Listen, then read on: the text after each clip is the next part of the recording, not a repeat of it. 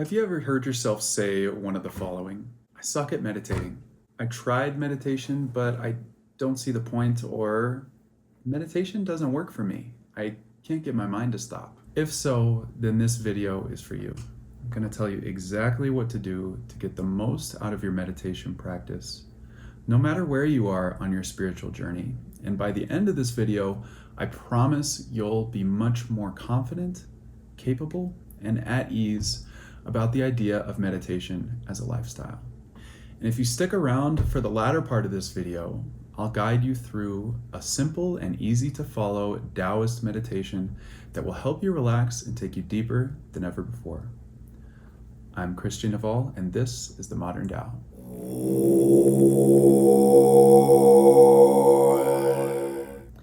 I'll say this once, I'm no guru, obviously, and I have no desire to be one.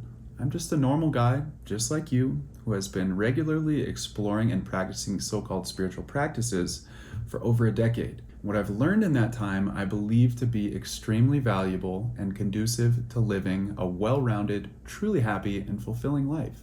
Spiritual practices have been foundational for me in building up a sense of self-confidence that can stand true in the face of anything, and I mean literally anything. Living a meditative life allows one to be right here, right now, regardless of outside circumstance. I've had many teachers and many mentors over the years who have guided me when I needed it the most, and now it's my turn to pay it forward. So let's get started. In my experience, there are three different categories of what one might call meditation. There's concentration, visualization, and true meditation. Concentration is the act of directing the mind toward one single point of focus. It could be a mantra or a phrase you repeat over and over out loud or in your mind. It could also be an image or a symbol you stare at and concentrate on. It could just be a candle or a blank space on the wall. When we place our attention on one thing, and every time the mind wanders, we return our attention to that point of focus, we are practicing the useful skill of concentration.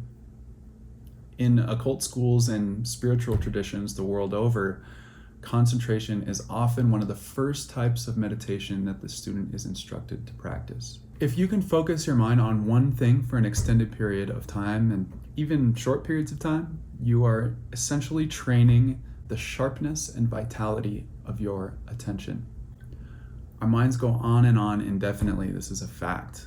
Concentration enables us to direct our thought energy in ways that we will it, which is a useful and essential skill if we wish to use our minds as a tool rather than allowing the mind to direct and affect every emotion and action.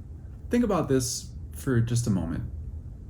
Your thoughts occur in your primary language, or if you're multilingual, in multiple languages, and they appear as images in your mind's eye. When you think or speak one word or phrase, let's use Ram, for example, it could sound like this. Ram, Ram, Ram, Ram, and so on and so forth. But did you notice that in between each Ram, there was an empty space? In that empty space, no matter how small or brief, what is there? Nothing. There is a space. There are no thoughts in between our thoughts. Isn't that fascinating? We usually don't realize that there's a space between our thoughts because we're so focused on the thought. And so by concentrating on one thing, you begin to notice no thing, space. It gives you the experience of these two things.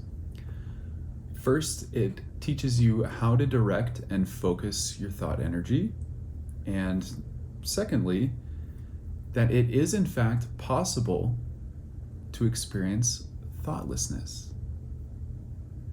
As you practice methods of concentration, your ability to direct the mind grows stronger, and you become acquainted with the serenity that comes from a break in your thoughts, from a break in the endless chatter, the endless thinking that we all experience because we're human beings. This is what our minds do. You see that there is, in fact, a quiet part of you after all. Being able to direct your mind and connect with the silent part of you are both prerequisite experiences for the effective use of the other two types of meditation. So if you would like a full in-depth video about concentration, please let me know in the comments. I'd be happy to make a video on this. I have tons of experience with both concentration and mantra practices. So I'd love to make that video for you. Please just let me know. Okay, on to number 2, visualization. I love visualization practices. I use them just about every day. But visualization is the act of using the mind's conjuring ability to initiate an effect, either inside of you or an experience that you go through on the outside. A quick way to realize the awesome power of your ability to visualize is with this very simple test. So go ahead and close your eyes, and to the best of your ability, think about the sourest thing that you've ever eaten. For this experiment, I like to think of like an atomic warhead or a really juicy yellow lemon or lime. So in your mind, start thinking about that thing, whatever it is. Can you see the image in your mind? See whatever it is to the best of your ability and either open it up if it's a sour candy or take a knife and cut it if it's a citrus fruit. See with as much intensity as you can the reality of that image in your mind and witness yourself putting either that candy or that citrus fruit on your tongue in your mind. What do you notice? What's happening inside of you? Did you begin to salivate or start to pucker?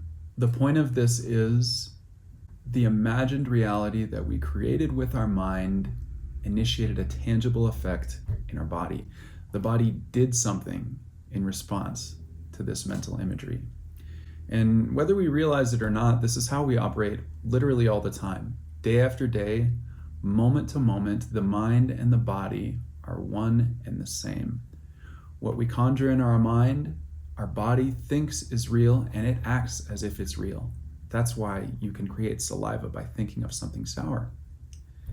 We're living in an experience of a mind-body. Mind-body.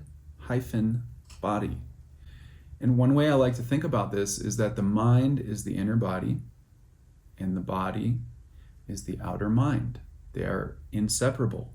Visualization is a skill that can be honed and strengthened by consistent practice.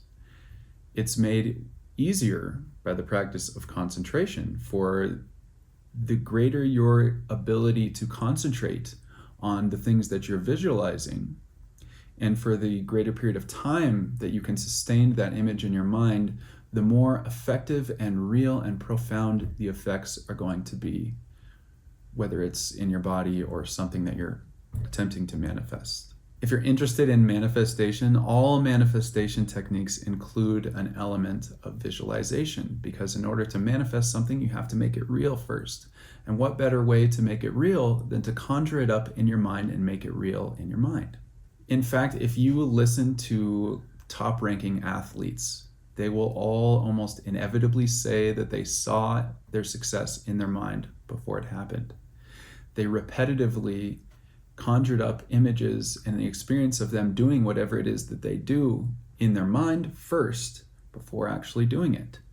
One incredible recent example of an athlete doing this using visualization is the great rock climber Alex Honnold in his recent movie Free Solo. He explicitly shares how much time he spent visualizing every single move of his climb, his ropeless climb of the mountain El Capitan. Nobody had climbed that mountain without ropes before because it's so crazy and highly dangerous, but he wanted to do it, and he set his mind to it. And in the movie, he shares very clearly that every single day he was visualizing the moves, living and experiencing the moves before he set out to do the climb. And I think that was crucial in his successful climb of El Capitan without ropes, which is just incredible. All right, so far we've covered concentration and visualization, both of which are extremely useful and helpful skills and ways of using the mind. I would argue, however, that they are not, in fact, true meditation, which is the third category that we're going to be talking about today. So, what is meditation? And is it actually possible to stop your mind? The short answer is no, you can't stop your mind. If you've ever tried to stop your mind, then you'll know that as soon as you try to stop it, it only gets louder. It only creates more thoughts for you to pay attention to, and it becomes more active, more persistent in trying to get your attention. And because it's your mind, it knows you better than you think you know yourself. The mind feeds on attention, and because it knows you so well, it knows all the sneaky tricks to get you to pay attention to it. The more attention you give it, the stronger it becomes. As soon as your mind catches wind of the fact that you would like for it to calm down, to quiet down, it rolls up its sleeves at the challenge and gets to work summoning up all kinds of ideas, images, thoughts, memories, fantasies, worries, to-do lists, concerns, anything that it can conjure up to get you to pay attention to it. It knows you better than you know yourself. It really does. The trick to experiencing a calm mind is not by trying to make it quiet, it is by allowing it to settle on its own. True meditation is a let go, relaxing. It's a softening, where concentration and visualization are acts of using the mind. Meditation is a way of not using the mind, of letting it go. It seems paradoxical, but by allowing the mind to settle and practicing methods of allowing it to settle, you may be surprised to find that at some point it stops all on its own. You didn't do anything to stop it. You were actually so calm and so relaxed that it stopped on its own. And if you've never done something like that before your mind quiets, it's going to have a lot to say. And I mean, a lot to say. That's why it can seem so difficult to feel like you're getting it right when you first begin attempting to meditate.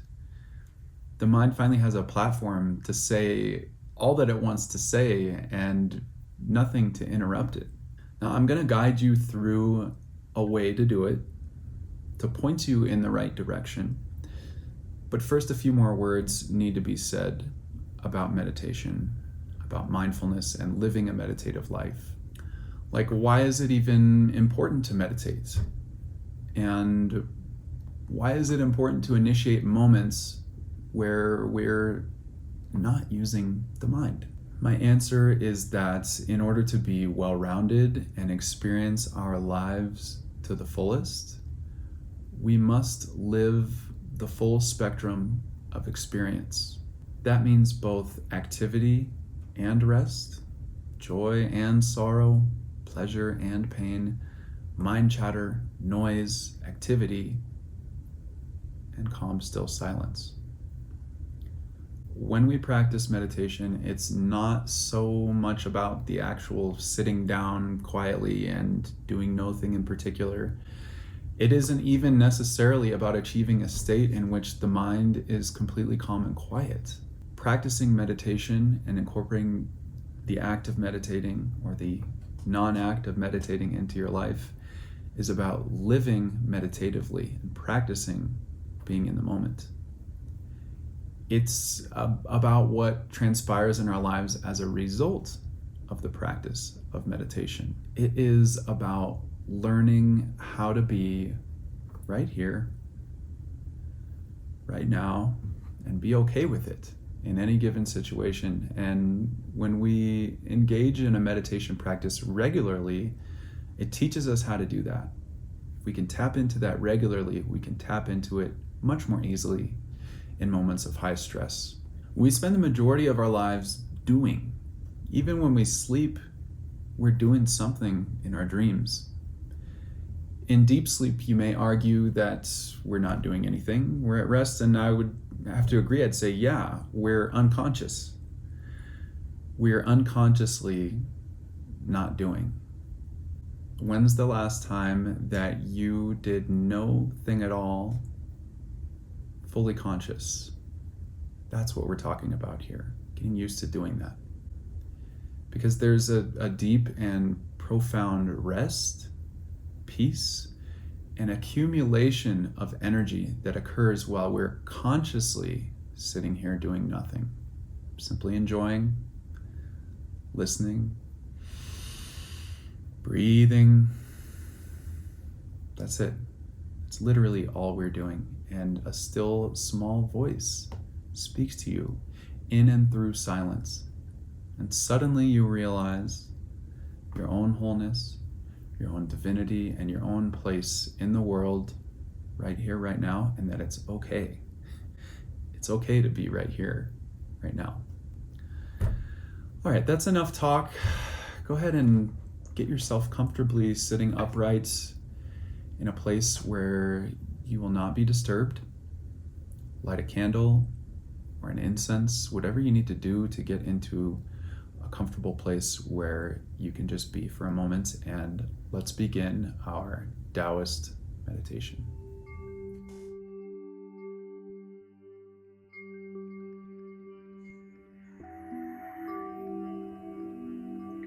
Okay,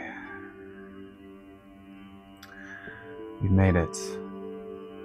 We're here with ourselves, eyes gently closed, breathing steady and regular.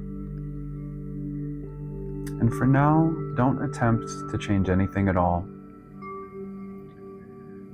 Simply notice what it feels like to be you,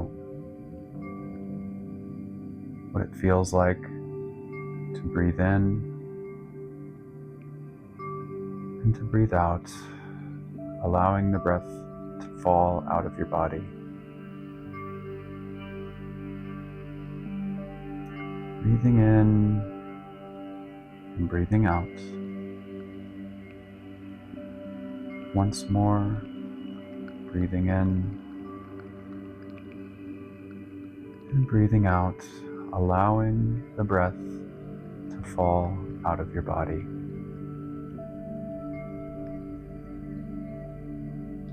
And as we're sitting here, allowing this moment in time, a gift to ourselves, the gift of the present moment, noticing what the body feels like to be right here, right now, as yourself.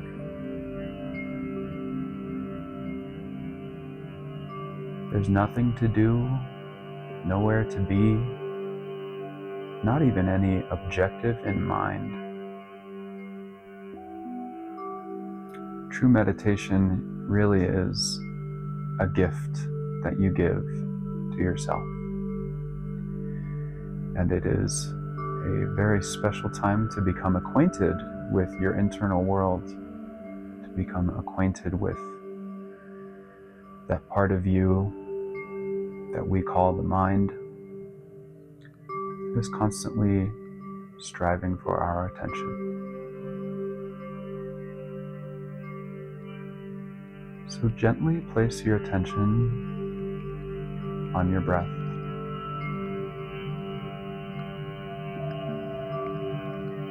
Breathing in gently, and on each exhale, we are giving ourselves to the effortless release of our breath. It requires minimal effort to breathe in,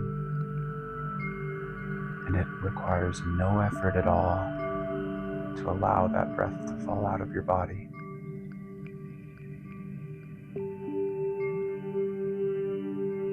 So as you're breathing, allow your attention to gently rest on the exhalation.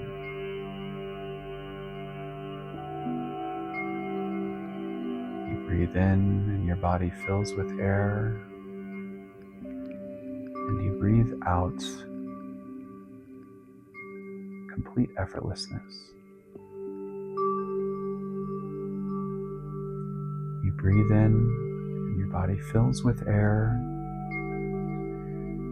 and you breathe out with complete effortlessness.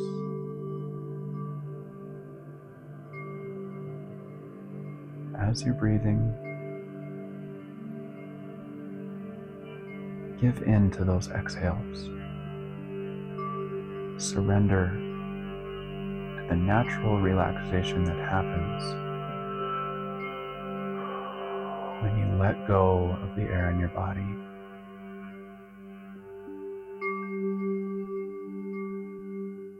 Breathing in and breathing out. And as you're following along with my guidelines, you may notice that your mind is already trying to get your attention. Your mind is already asking, am I doing this right? Could I be doing this better? Your mind may even be resisting the words that I'm saying, resisting this time of doing nothing. So for the time being, tell your mind it's okay. Go ahead and go wherever you want to go. Go ahead and say whatever you want to say. I will not stop you. I will allow you to run your course.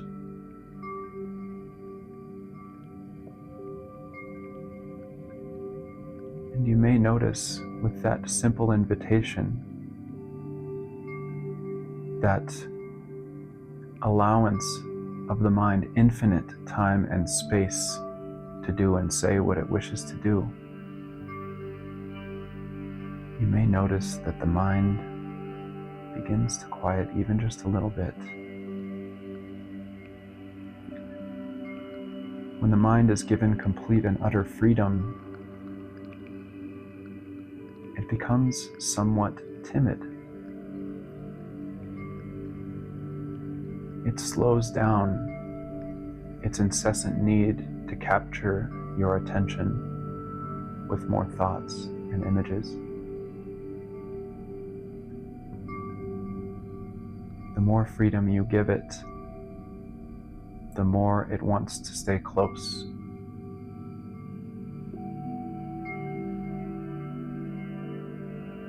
So allow your thoughts. Allow your mind.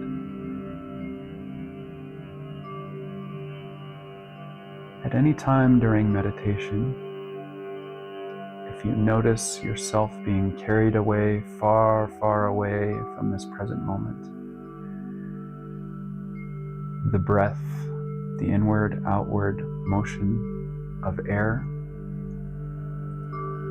can be your anchor to the present moment.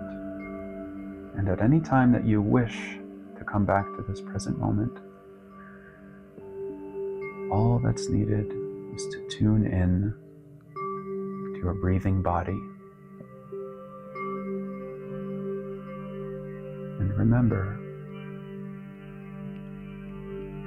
that with each effortless exhalation, the body naturally and on its own becomes calmer and more quiet. You become calmer and more quiet. each exhalation, you move deeper into a state of rest, relaxation, of effortless being.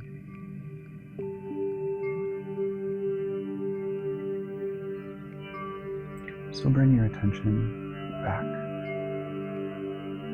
to your breath.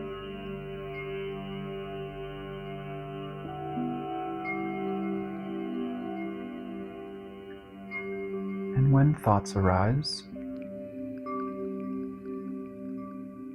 you notice, you witness the thoughts.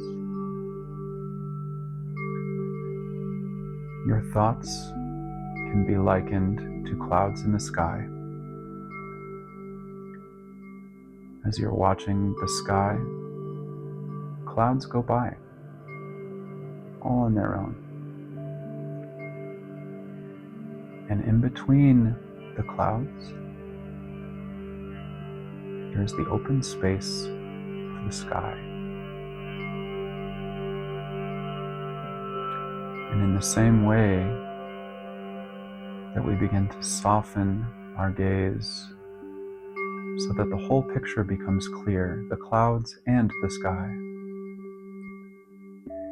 in the same way, you can allow your attention to soften so that you can witness the whole experience of what it is to be right here and right now.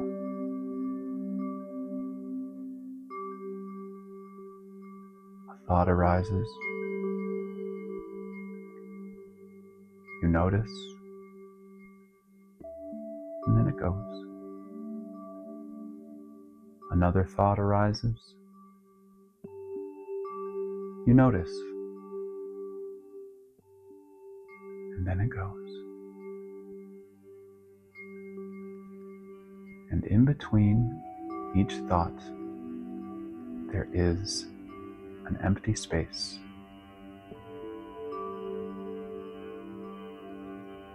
As you witness your thoughts moving by like clouds in the sky, you may also notice the space in between those thoughts. Do not try to grasp for that empty space. Do not attempt to prolong the empty space. Just watch. And even in the word watching, it implies doing something. So shift into the mode of witnessing, for witnessing requires absolutely no effort. You're just there, witnessing what's happening. Witness the thought, witness the space, and witness the next thought and the next space.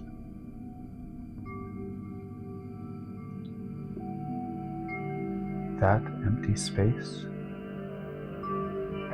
when you touch it, just barely touch on that empty space, that is where the voice of God is heard. That is where true peace lies. And that is ultimately the source of you and all things, that boundless, infinite silence.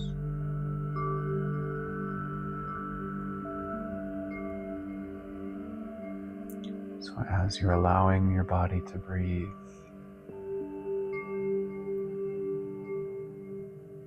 you can gently allow your attention to fall on the exhales, to bring you deeper into effortless relaxation. And you can witness the empty space between each thought.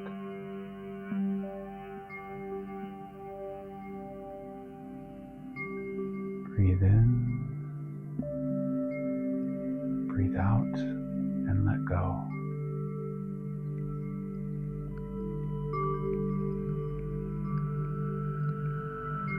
You are the witness behind all of your thoughts, behind everything you do.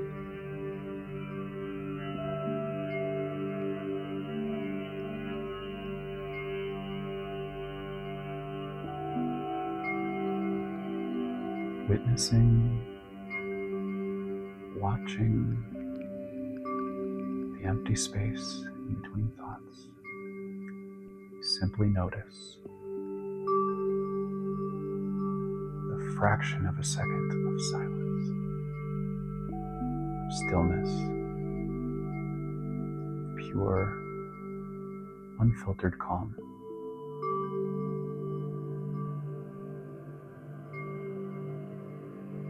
This is the practice.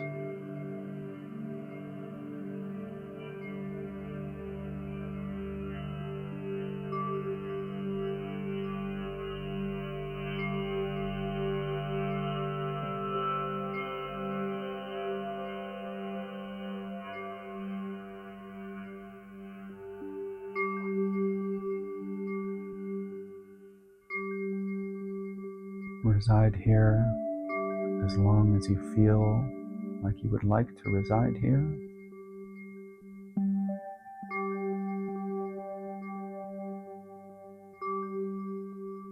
There's no pressure to go on any longer than you wish to go.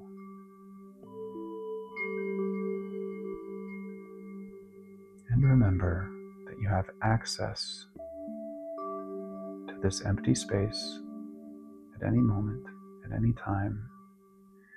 And the more that you practice becoming intimate with that silent, empty space between thoughts, that boundless sky between the clouds, the easier it will become to access. And the effects of doing so will trickle out